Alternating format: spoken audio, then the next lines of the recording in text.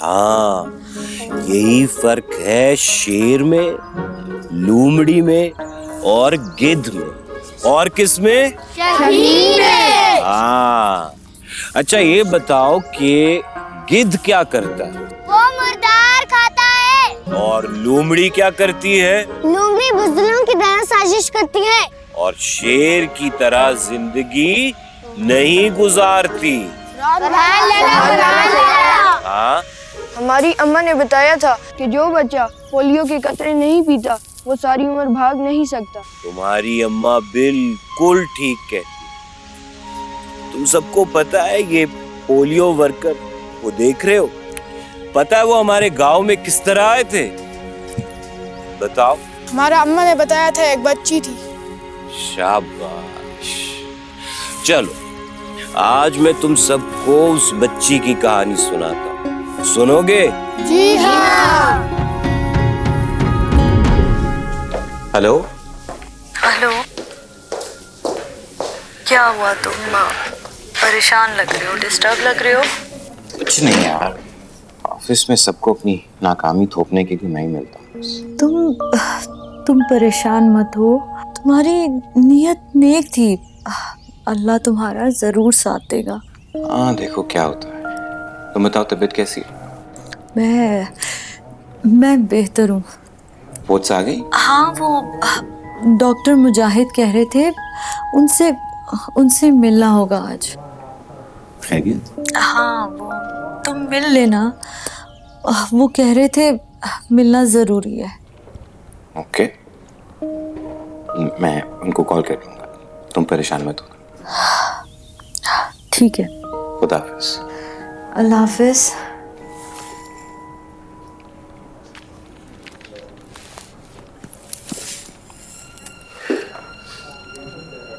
अस्सलाम वालेकुम डॉक्टर मुजाहिद, फरहान बात कर रहा हूँ। हाँ मिस्टर फरहान, आप आ सकते हैं आज मेरे क्लिनिक पे? आज डॉक्टर साहब, आज थोड़ा टफ हो जाएगा, ऑफिस में कुछ मसला चल रहा है, तो मैं कल आ सकता हूँ? हाँ कल जरूर आ जाइएगा, आपकी वाइफ के पास टाइम बहुत कम है। क्या मतलब? आप आएंगे तो तफसील से बात करूंगा, उनको 3rd स्टेज का कैंसर है। What?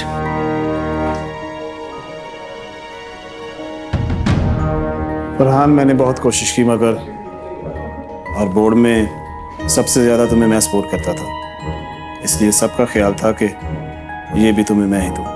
And what is this? Your termination letter. I'm sorry Farhan. Mister Farhan, mister Farhan, mister Farhan, mister Farhan, hello, मैं आपका कल इंतजार करूंगा। नहीं डॉक्टर साहब, मैं आज ही आ रहा हूँ अभी आपके पास। Thank you.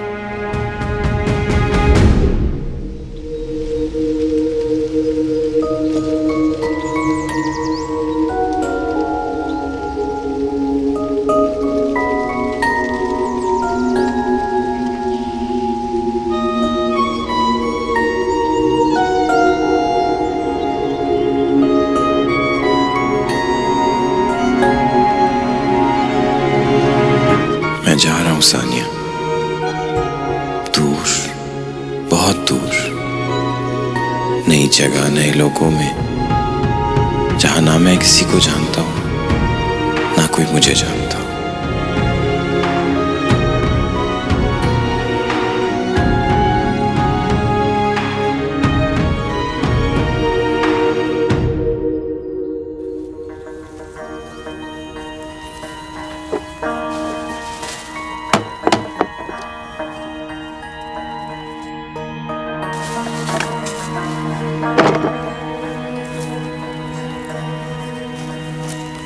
जोए द लवन्ने दा, ये आदमी लवन्ना है, न किसी के घर आता है और न जाता है, न किसी से बात करता है, इसके घर से दूर रहा करो। जी अम्मा।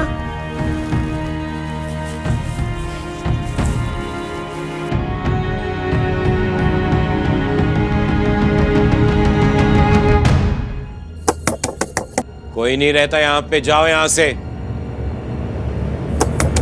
कहा ना यहाँ कोई नहीं रहता, दफा हो जाओ यहाँ से।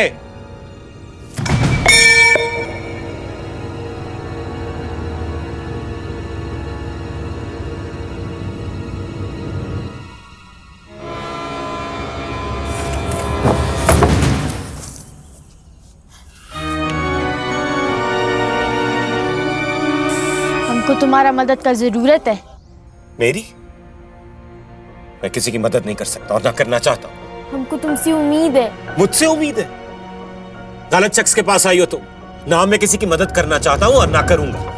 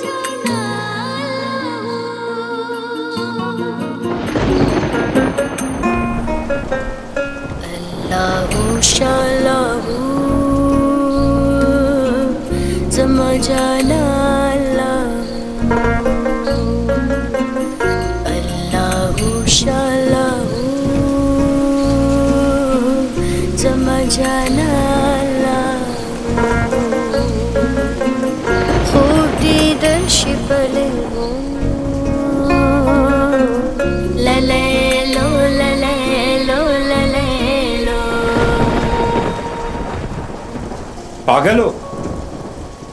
3 दिन से बाहर खड़ी हो,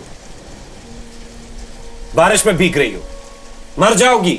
जो हालात के हाथों पहले से ही मरा हुआ हो, उसको मरने का क्या डर।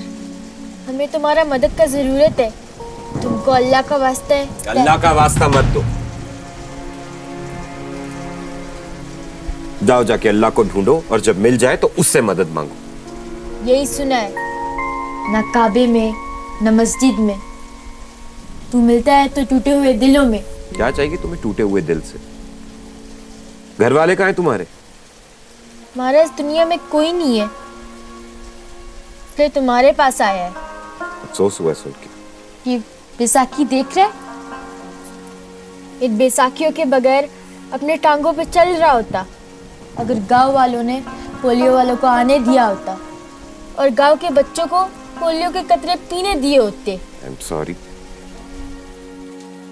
हमदर्दी है तुमसे, पर हमें इन गांव वालों और गांव के बच्चों से हमदर्दी है। इतने सालों के बाद पोलियो का वायरस फिर इस गांव में आया है और ये लोग अब भी पोलियो वालों को आने का इजाजत नहीं दे रहा। तो मैं क्या करूं? तुम जाओ कबीर खान से बात करो और उसको समझाओ कि बच्चों को माजूरी से बचाने के लिए पोलियो के कतरे पिलाना जरूरी है। मैं इस काम के लिए सबसे गलत आदमी हूँ। तुम ही कर सकते है ये काम। नहीं करना चाहता मैं ये काम। तुम्हें समझ नहीं आती? मैं किसी की मदद नहीं कर सकता। मैं खुद एक नाकाम और हारा हुआ इंसान हूँ। हमारा अम्मा बोलता था कि कामयाबी का अपना एक वक्त होता है। हार को रास्ता और कामयाबी को मंजिल बनाने वाला ही कामयाब होता है। मुझे कामयाब होने में कोई दिलचस्पी नहीं और मैं कोई फरिश्ता नहीं कि तुम मदद के लिए पुकारो और मैं आसमान से उतर। और तुम जा सकती। हम चलता है, पर तुम सोचना, वो लोग कहते हैं ना कि एक फरिश्ता आया था, उसने हमारा मदद किया। वो कोई फरिश्ता नहीं, बल्कि हम में से ही कोई एक होता है।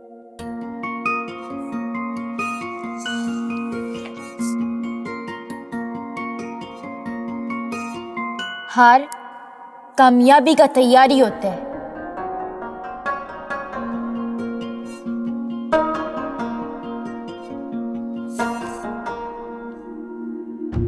हिम्मत हार के तो देख लिया, अब हिम्मत करके देखो।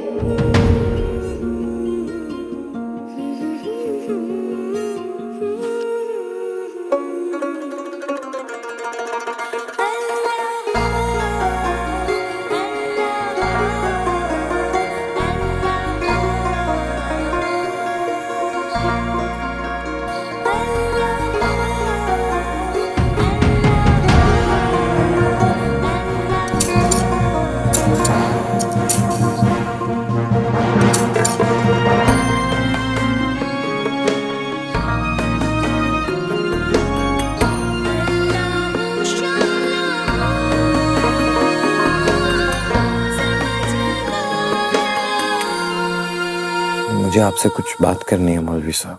जी जी बताएं। नमाज से पहले मैं आपकी बातें सुन रहा था। आप बहुत शानदार गुफ्तगू कर रहे थे।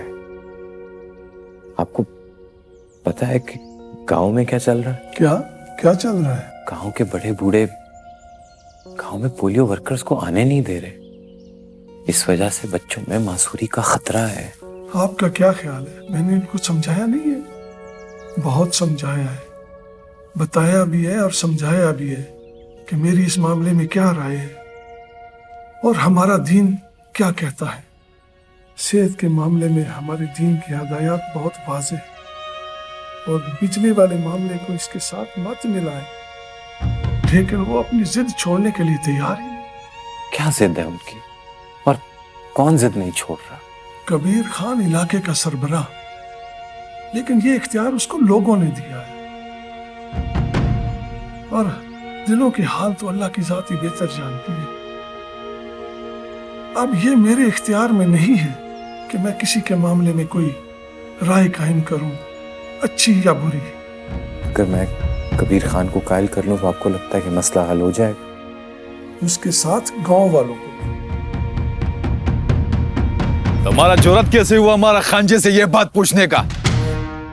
शबरेज ठीक कहता है, ये हमारा गांव है।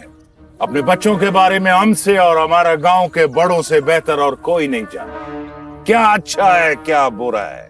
किसी बाहर से आने वाले को इन मामलात में हम दखल अंदाजी का इजाजत नहीं दे सकता है, मगर फिर भी तुम्हारा बात का जवाब देना हम जरूरी समझता है, क्योंकि ये हमारे गांव का बच्चों का मुस्तकबिल का सवाल है। लेकिन ये बात भी दुनिया के सामने खुल जाना चाहिए कि इस गांव के साथ और इस गांव के बच्चों के साथ कितना ज्यादती हो रहा है। मेरा तो आपसे सादा सा सवाल कि आप सब लोग गांव में पोलियो वर्कर्स को क्यों नहीं काम करने देते, उन्हें यहाँ क्यों नहीं आने देते? इस तरह आपके बच्चों को माजूरी हो सकती है, आप लोग क्यों नहीं सोचते? ओहो, ये पोलियो शोलियो कोई चीज नहीं है। ये जो छल मल नहीं सकता है ना, ये बदनसीबी है, बदनसीबी। इस गांव का असल मसला बिजली है। बिजली आएगा तो खुशहाली हो। गांव में पोलियो का वायरस दोबारा निकला है और गवर्नमेंट सिर्फ इतना चाहती है कि आप सब लोग यहाँ पे। अब सुनो, हमारा गांव वाला क्या चाहता है? सरकार को अर्जियां दे देकर थक गया, बिजली नहीं दिया। और अब सरकार चाहता है कि हम पोलियो वालों को गांव में आने दें। अब आया है ना सरकार पहाड़ के नीचे। ठीक, हम पोलियो वालों को आने देगा, बिजली दे। हमारा पोलियो वालों के साथ क्या मसला है?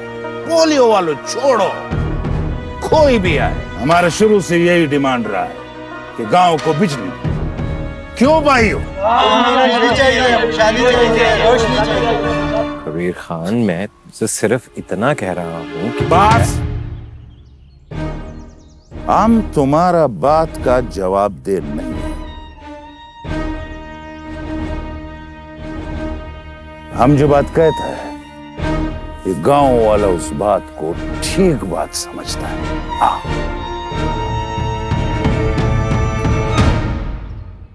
अजीब मंतक है, जब गांव में 24 घंटे की बिजली नहीं आती, पोलियो वर्कर को यहाँ नहीं आने। इस बात की तय में कोई बहुत बड़ा मसला है।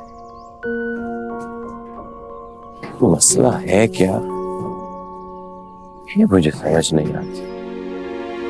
हम तुमको बताता है क्या मसला है, हमारा साथ चलो।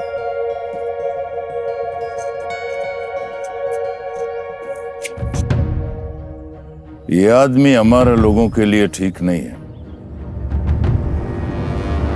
पता लगाओ कौन है ये और किधर से आया।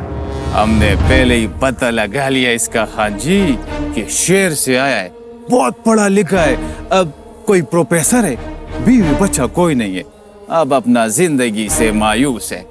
लोग इसको लेवाने समझता है। नहीं शबरेज, नहीं, लेवाने नहीं है ये, बहुत खतरनाक आदमी है। तालीम इंसान को शऊर देता है, अगर ये शऊर तुम्हारे पास है तो तुम लोगों पे हुकूमत कर सकता है, और अगर ये शऊर लोगों के पास चला गया तो समझो तुम्हारा हुकूमत पलट गया।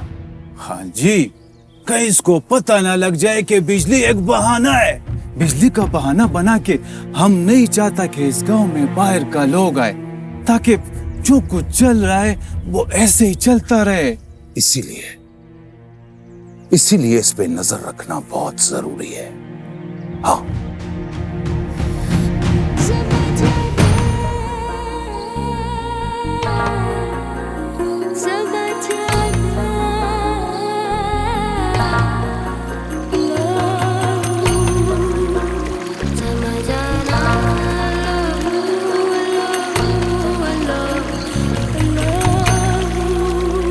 तो ये बात है, कबीर और उसके लोग इसीलिए किसी बाहर के आदमी को यहाँ आने नहीं देते, वरना आवाम और गवर्नमेंट को ये बात पता चल जाएगी कि वो यहाँ से किस तरह का खजाना चोरी कर करके फरोख्त कर रहे हैं। हाँ, इसीलिए इन्होंने ये डिमांड गवर्नमेंट से 10 साल पहले भी किया था, क्योंकि इनको पता है जो हालात है उससे अगले 20 साल तक गवर्नमेंट ये डिमांड पूरी नहीं कर पाएगी। लिहाजा ना कोई आएगा, ना किसी को इल्म होगा कि जो कुछ अवाम की मलकियत है उस पर कब्जा करके बैठा हुआ है और बेच बेच के खा रहा है। पोलियो वर्कर के नाम पर किसी भी बाहर के शख्स को गांव में आने नहीं देता। अब तो ये बात गांव वालों के दिमाग में भी बैठ गई है कि जब तक बिजली नहीं आती तब तक पोलियो वालों या किसी भी मकसद से गवर्नमेंट वालों को आने नहीं देगा। क्योंकि अगर गांव में बिजली आ गई, बाहर के लोग आना शुरू हो जाए और इनकी कहानी खत्म हो जाए। हाँ, और ये लोग पकड़ा भी जाएगा।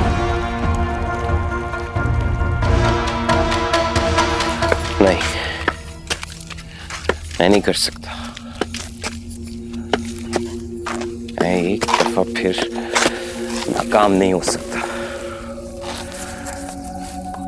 तुम देर से आया है मगर वक्त पे आया है। हमारे बाबा ने कहा था कुदरत कभी कभार नाकाम करके आपको उस वक्त के लिए तैयार करता है जब कामयाबी का ज्यादा जरूरत होता है। सोचो, एक बार फिर कुदरत ने तुम्हें मौका दिया है और तुम उसको गंवा रहा है।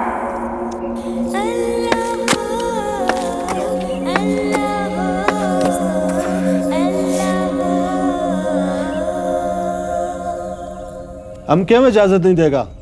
हम तो खुद ये चाहता है कि पोलियो का टीम हमारे गांव में आए और हमारे बच्चों को पोलियो का कतरा पिलाए ताकि हमारा बच्चा माजूर होने से बच जाए। हाजी साहब ठीक कह रहे हैं। आज से 15 साल पहले भी यही मसला खड़ा हुआ था। हम सब पुराने लोग जानते हैं कि यही मुतालबा था बिजली का। हमें तो वो एक खानदान नहीं भूला जिसको पोलियो ने तबाह कर दिया था। कबीर खान, बाहर आओ। कबीर खान, तुमसे बात करना है।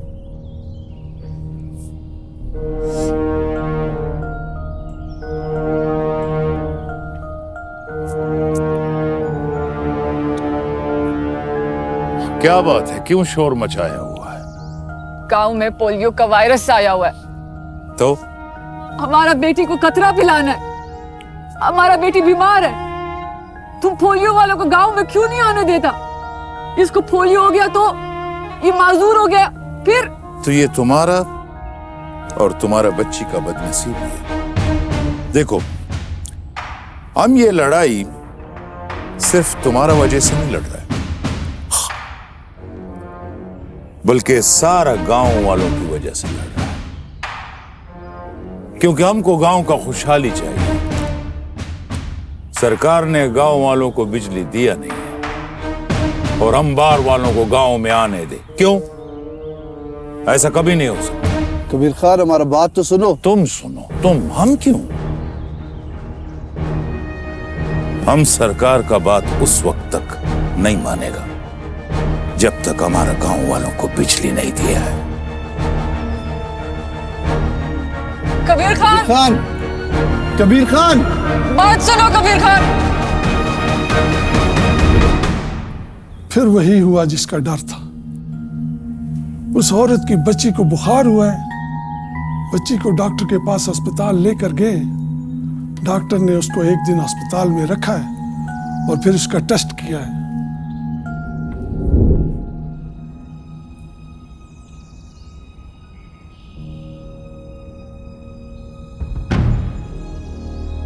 डॉक्टर साहब, आप कुछ बोल क्यों नहीं रहे? अभी बच्ची को क्या हुआ है?